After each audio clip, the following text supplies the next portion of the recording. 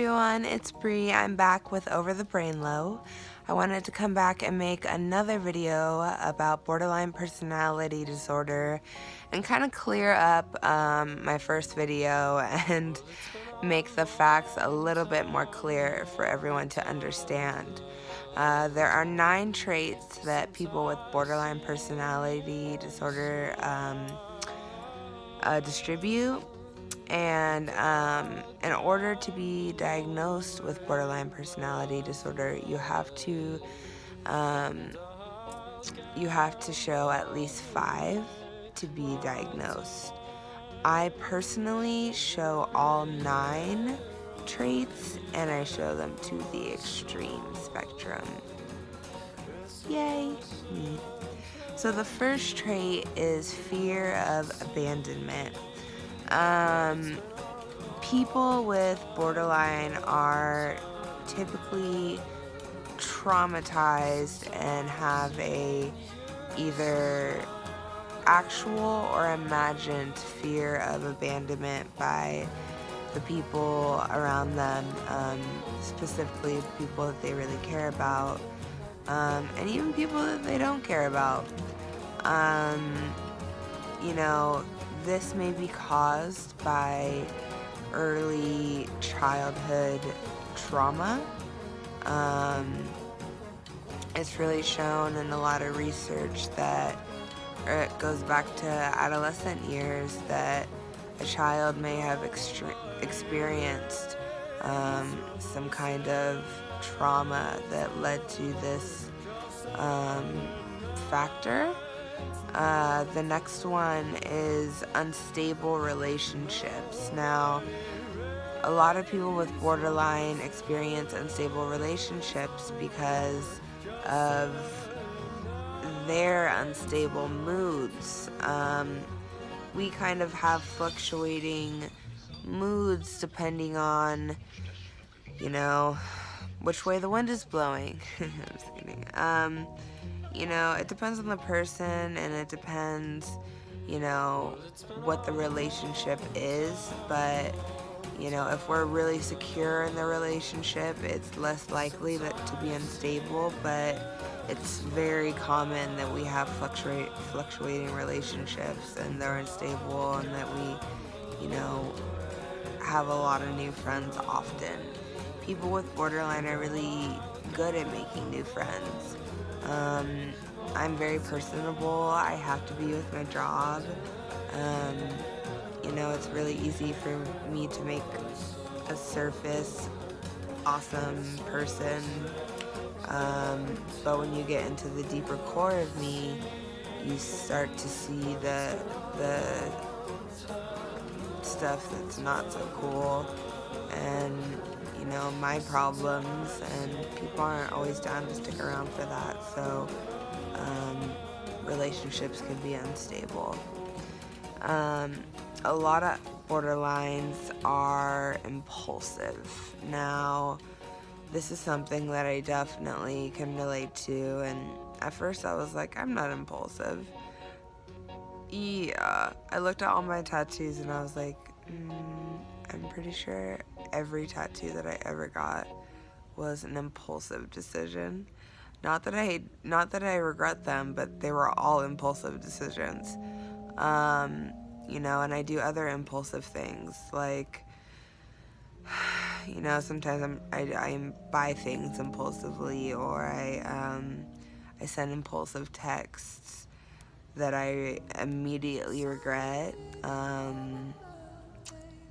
There's different things. People gamble, people self-harm, people,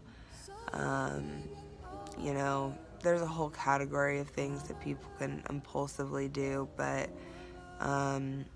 those are some of the things that I do. As far as self-harm, I don't cut myself anymore. I did in high school, and I think the end of middle school. I just stopped. I really just didn't want to wear my scars around for everyone to judge me or give me self-pity or I just wanted to like hide that part of my instability. So I chose other ways to fill that void, and that was, more unstable relationships, smoking more weed, binge eating, just like a bunch of things that were just unhealthy. So I wasn't self-harming in an exterior way per se, but I definitely self-harmed in other ways. Chronic feelings of emptiness. Yeah, I think I feel, I've always felt empty in a way where like my parents are concerned, but I definitely felt in more recent days felt more empty when I was diagnosed with this illness, because so many of the traits that are described in it, and the more I research it, I just feel like they embody basically everything that I am and that I do.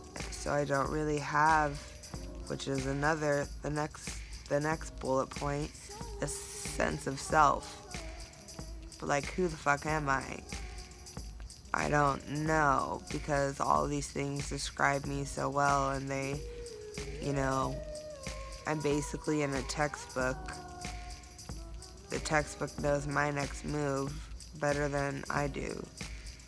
So it's kind of weird, and I'm struggling with that and trying to process it and trying to figure out who I am underneath this shell. But I do know at the same time that I'm positive at the same time that I am my own person. And